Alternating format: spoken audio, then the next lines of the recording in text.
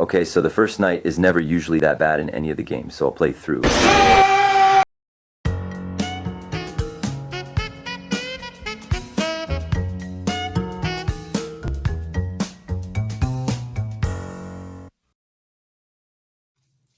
Hey, so it's time. Soundtracks for the Blind.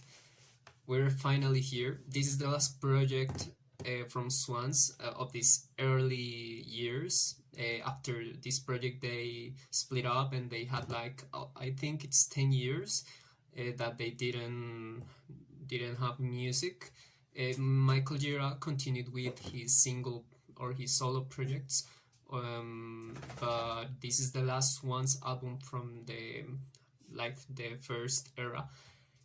And okay, something important. Disclaimer: this is not a first-time reaction. I have listened to this album before, and the last time that I listened to it from front to back was like more than a year ago. So I don't have this project really fresh in my mind. So well, if you're interested in seeing my reaction, even though I have listened to it, feel free to stay.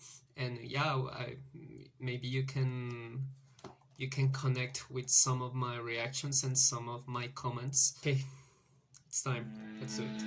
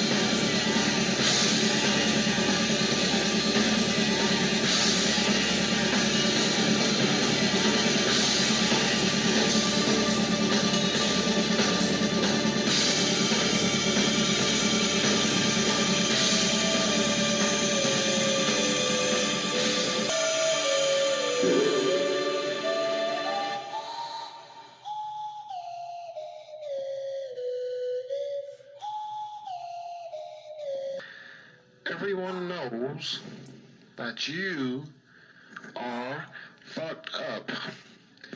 And everyone, well, I know that. And you know that. But our purpose is to tell everyone that. Fried egg, salt, pepper, got the bacon on it ready. Everything was fine.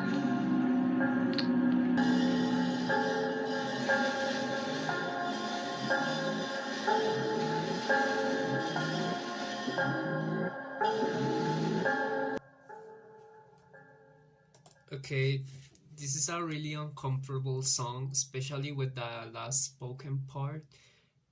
Well, no, all the song it's really uncomfortable. The first part with those noises, it's with the sounds, it's really weird. But then when you pay attention to the first times that I pay attention to the lyrics, the lyrics of the spoken word, I wasn't sure of what it was talking about. But looking at the genius, it talks a little bit about parenting.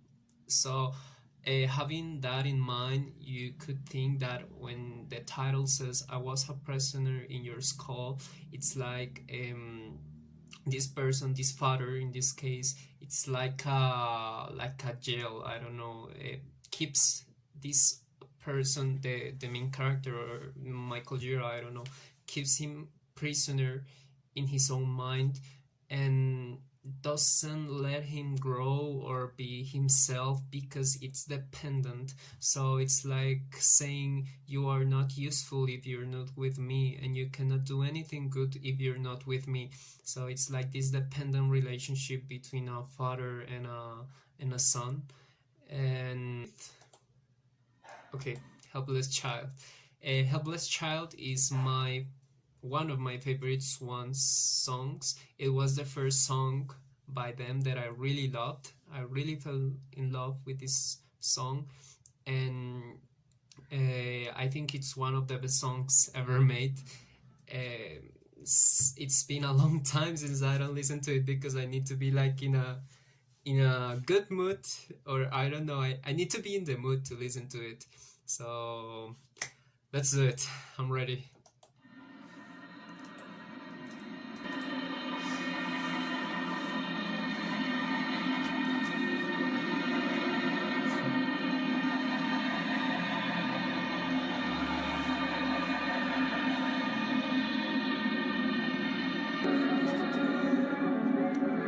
Here we go.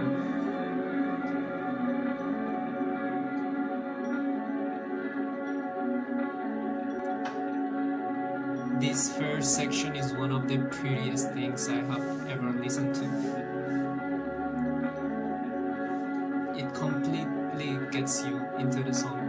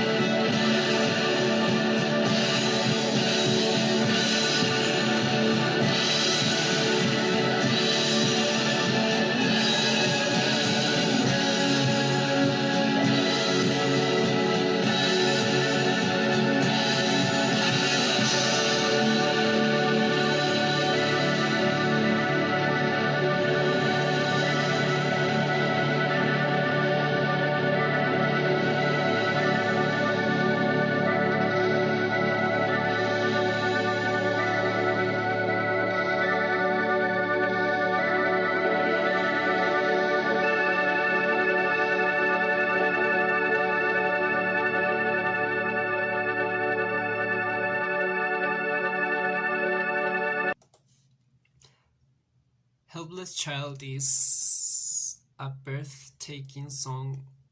The lyrics are really sad. Last song was about a father. This one is about a mother. So, and it's almost the same topic, like being dependent of this other human being that gave you life.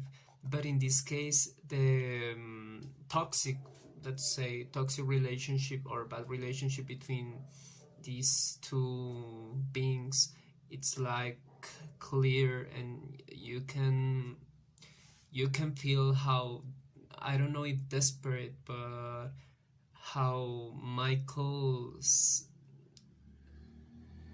tries to overcome this pain of existing and this pain of being brought to life by a mother, that it's not the, let's say, the ideal mother.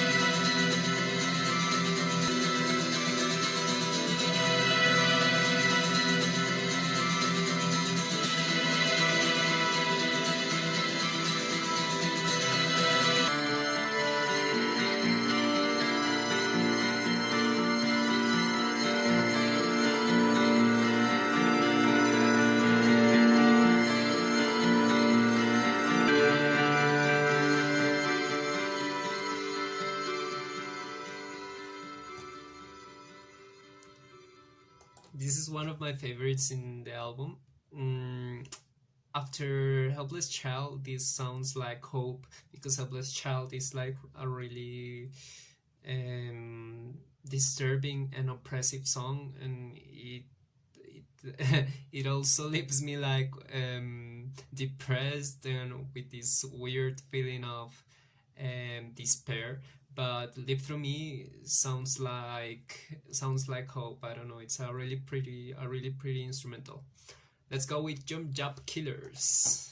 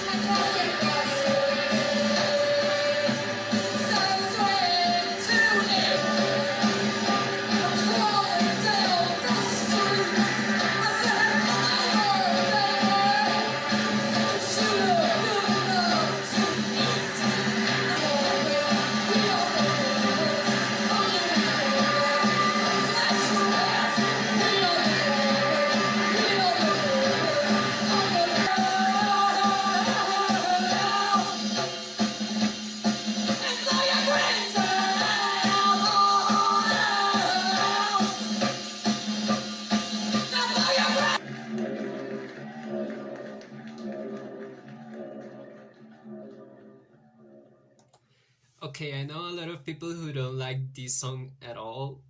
I've heard some people say that it takes you off from the record, that it's like something completely different, that it doesn't go with the atmosphere of the project. But I don't agree. At first, when I listened to it, I thought the same, because it's a really weird song in the flow of the album. But that's the thing.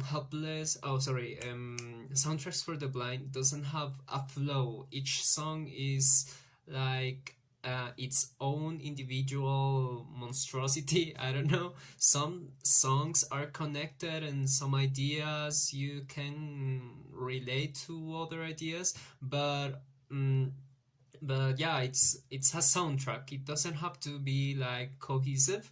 It's just like I've always seen this album as a compilation of disturbing things about the human mind. So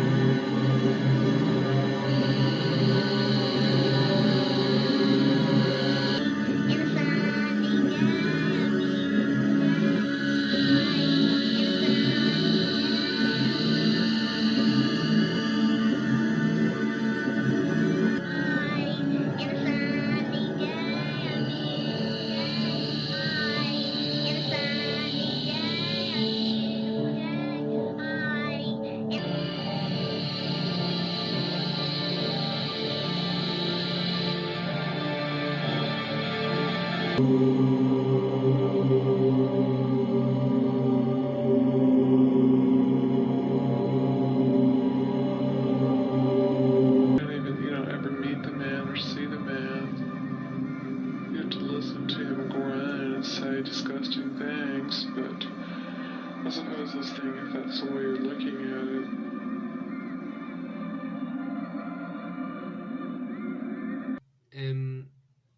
this song, I've always related it with the loss of one's innocence, especially for a woman. I think it tries to it tries to show how innocence is something that you have, and then it's gone one day that you don't even know where when it goes, but it just disappears, and then you are part of like part of a world or a society that is disgusting and repulsive and has dark things that you didn't know back then, because back then everything was just a beautiful day, a sunny day. Because you were naive, you didn't know anything about about anything. So this song, it's probably the most uncomfortable.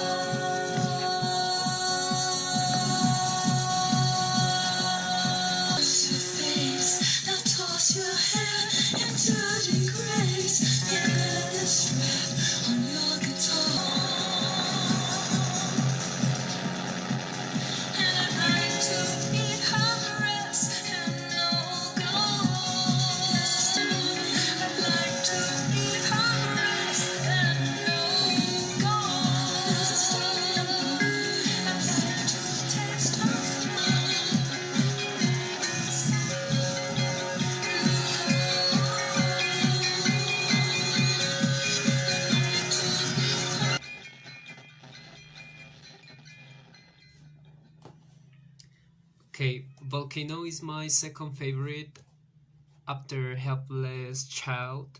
I think it continues the line of The Beautiful Days, but now we are presented with the same innocence that we talked about. It's here ambition. This girl's ambition for being a star and for being popular becomes her own destruction, being consumed by this world that she desires so much. It's a really uncomfortable song, and the way that it is made, to be made like as a disco song, but with the noise always interfering, like a broken radio, like something that it's not really how it's supposed to be. I think this song is perfect. It creates.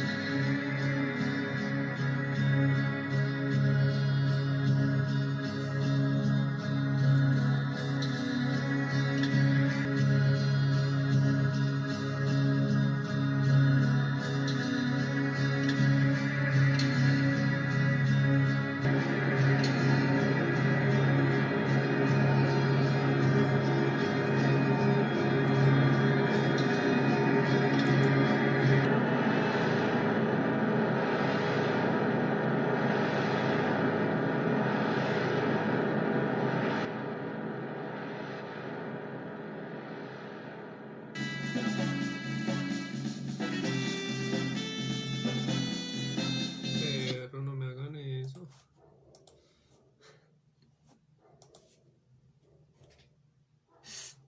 I had this theme open, and the Chrono Trigger video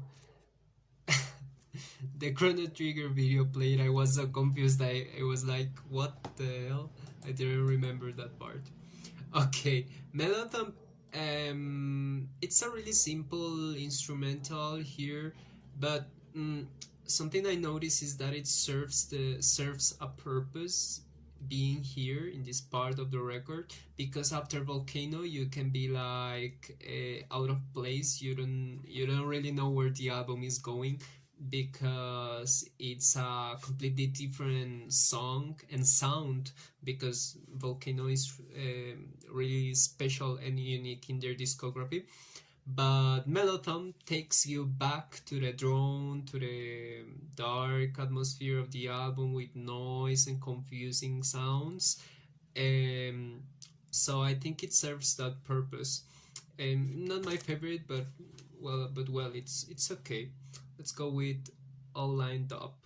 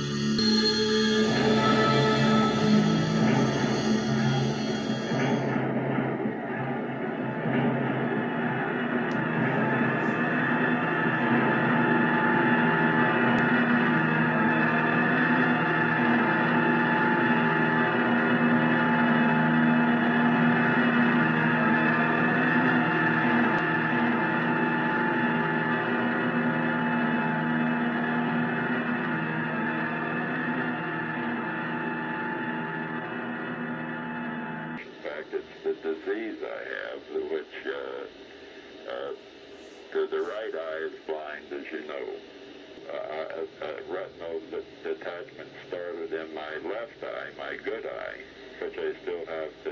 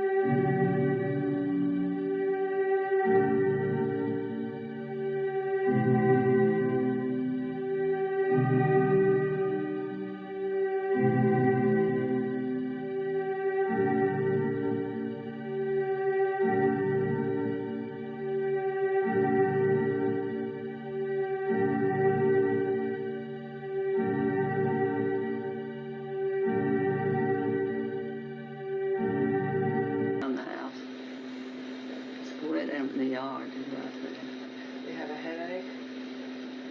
No, I don't think I have. Did you sleep at all? Well, if you're asleep, you can't tell whether you're asleep.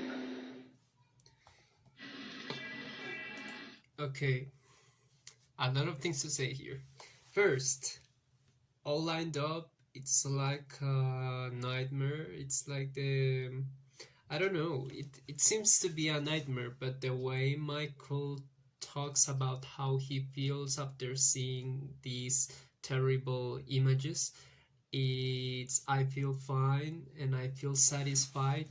So I don't know if it's a nightmare or just a dream, but it's really disturbing, and I love the lyrics there, or I don't know if you can call that those lyrics, but the poem or the things that he describes are surreal, and they really make the music really makes me imagine those things in my mind, and I don't want to. Then Surrogate 2, I didn't want to stop because it makes such a beautiful transition, and well, Surrogate just serves as a bridge to how they suffer. That for me is one of the most important parts in this album, because it gives us some of the meaning behind the title Soundtracks for the Blind. What does it mean, no? And it's like, well, I know that it was made like keeping in mind that it was gonna be for a movie that didn't exist. That's why it's called Soundtracks. But for me, it's more than that. The soundtracks part of the title for me refers to songs that serve as company to the blind. And who are the blind people? Well, the blind people could be toxic parents, all these people that you have toxic relationships, difficult mothers, disturbing people like jump jab killers, yeah. People that have ambitions and want to be somebody, but they are consumed by their own desires, like in Volcano. People that were naive and innocent and had a beautiful childhood, but then became products or persons that they didn't want to be. So for me, all of these kind of people are the blind, what we call the blind. And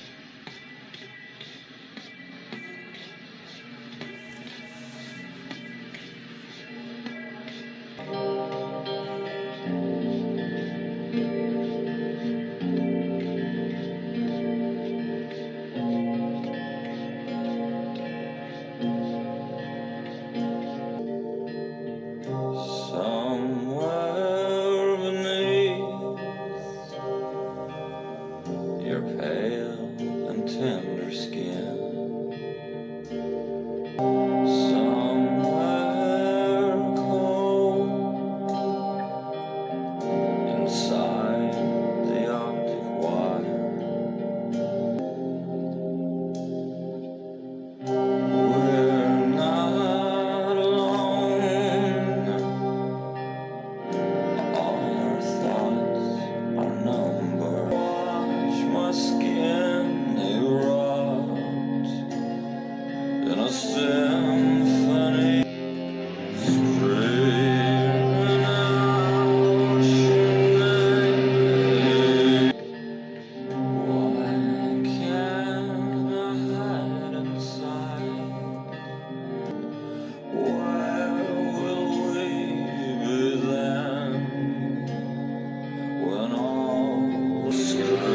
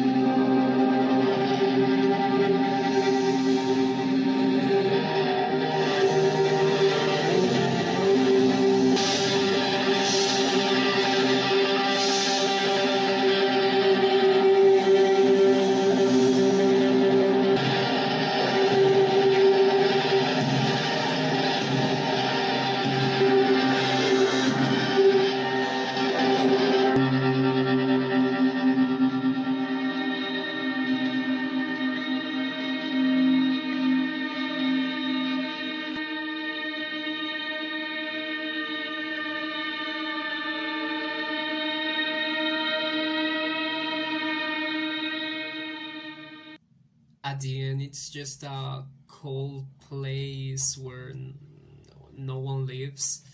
I don't know if maybe this cold, frozen field that Michael describes is his own mind or his own life.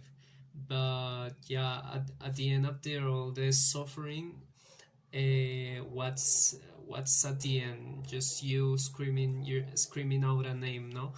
And this name, I understand that he's screaming out for his mother, because even after the destructive relationship that they had and all the suffering that Michael went through, because of that, there's still this desire to feel love and to feel a connection with this person. So that's why he says, waiting for your breath to animate my veins. It's like you need to feel your mother's love, so your life has a meaning, your life has a purpose. If not, you only have this lonely and cold place where you are nothing. So it's a really different project from the others, from the previous ones, and it's really